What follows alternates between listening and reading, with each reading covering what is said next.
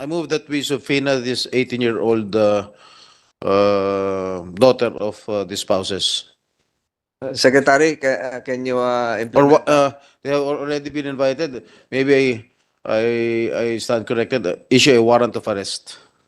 Dahil pag oras na napatunayan namin na kayong dalawa nagsisinungaling, pakukulong ka namin. At seryoso ko rito. Seryoso ko rito sa kaso nito. I'm warning you guys, both of you. Kahit magagaling ang mga abogado mo, kahit magagaling sila, kumuha ka ng pinakamahal na abogado, pinakamagaling na abogado, pero pag nagsisinungaling kayong dalawa, pakukulong ko kayo. Maniwala kayo. Tanungin ko lang sa COMSEC dahil pinasubpina natin yung mga anak nitong amo. Ano nangyari?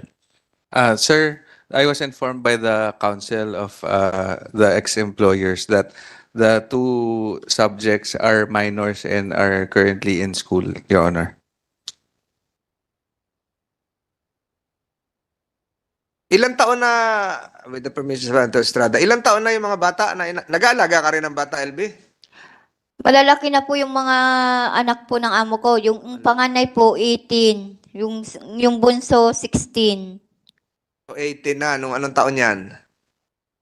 Anong taon? Ito lang taong ito? Opo. Lalaki, babae? Yung pong panganay babae. So 18 anyos. Hindi na minor de edad, attorney?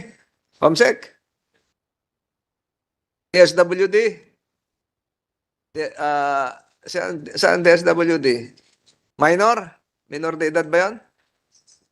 18 anyos.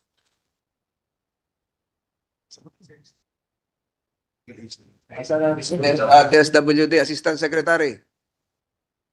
Pwedeng dito kasi minor de edad. Kapag, good morning po, Mr. Senator. Kapag po 18 years old and below, considered pa po na minor po yung pong subject. Can't the committee invite them here? Because they're also involved in this issue. 18 years old is not considered a minor anymore.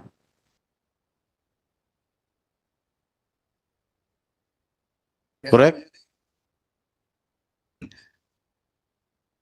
Ang sa atin po kasi sa Department of Social Welfare and Development, of course, we always take a primordial interest on the best interest of the children. At sinasabi nga po natin, 18 years old and below ay kinakailangan pa rin pong protektahan po natin. So Ibig sabihin, hindi namin sila pwede ipatawag. Hindi namin siya pwede ipatawag. At 18 years old.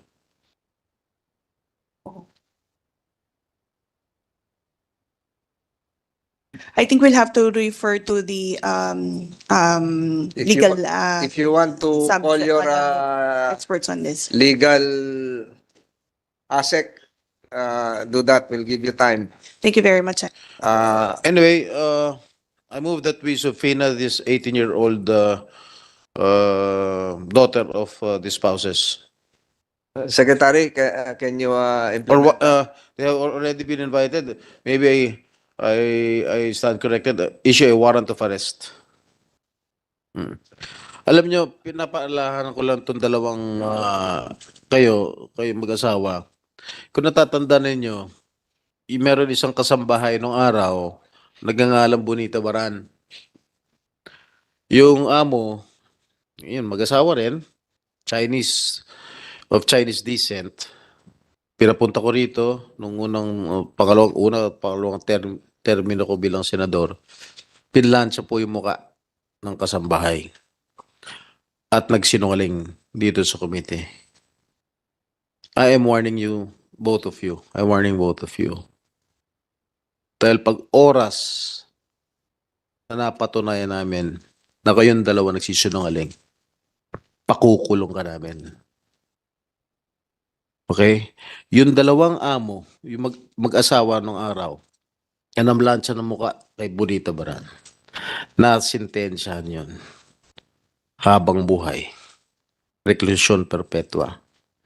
Namatay na lang yung among yung yung babae. Nakukulong habang buhay sa Muntinlupa yung lalaki. Pag kayo nagsinungaling dito, ganun din mapupuntahan ninyo. At seryoso ako rito. Seryoso ko rito sa kaso nito. Kaya nagkaroon ng batas kasambahay dahil kay Bonita Baran. Dahil sa pagmamalabis, pagmamaltrato sa kasambahay. Huwag kayo magsinungaling. Ngayon pa lang, parang sa aking pakiwari, parang sisinungaling na kayo. Magkakaroon pa tayo isang pandinig, dalawa pandinig ay kung gugustuhin ni Senator Tolentino. Dali mo yung mga anak mo. O isang anak mo na hindi minor de edad. At yung ibang witnesses, yung si Senator Tolentino, yung Dodong, para malaman natin ang buong katotohanan. I'm warning you guys, both of you. Kahit magagaling mga abogado mo, kahit magagaling sila, kumuha ka ng pinakamahal na abogado, pinakamagaling na abogado, pero pag nagsisinungaling kayong dalawa, pakukulong ko kayo. Maniwala kayo.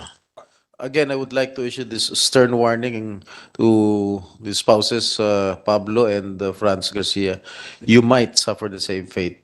Katulad ng sinabi ko kanina, yung mga amo ni Bonita Baran na nasintensya ng reklusyon perpetua. Nakita niyo naman yung kasambahay, si Aling LV. Inakita niyo yung kondisyon niya. Nabulag, halos hindi na makakita, halos irreparable na yung damage sa kanyang mga mata. At sino gagawa nun? Walang gagawa nun. Sumasagot si Aling LV, she's not being coached by her legal counsel. Tuloy-tuloy yung sagot niya. Sumasagot kayo, binubulungan pa kayo ng... Although, nothing against it. That's your right.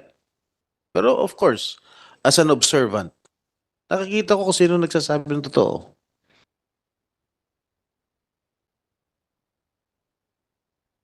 I will not prejudge you. But again, I'm warning you, you will suffer the same fate. Thank you, Mr. Chair. Ulitin ko, salamat po sa mga naglaan ng panahon na dumalo sa hearing na ito, sa lahat ng ating resource persons, sa Department of Justice, sa ating mga doktor na naririto, kay Miss LB Vergara, sa mag-asawang Ruiz, sa kanilang mga abogado. Without objection on the part of my colleagues here, present physically and virtually, the Senate investigation on the matter of the case of Miss LB Vergara is hereby suspended. Salamat po. Kainin niyo.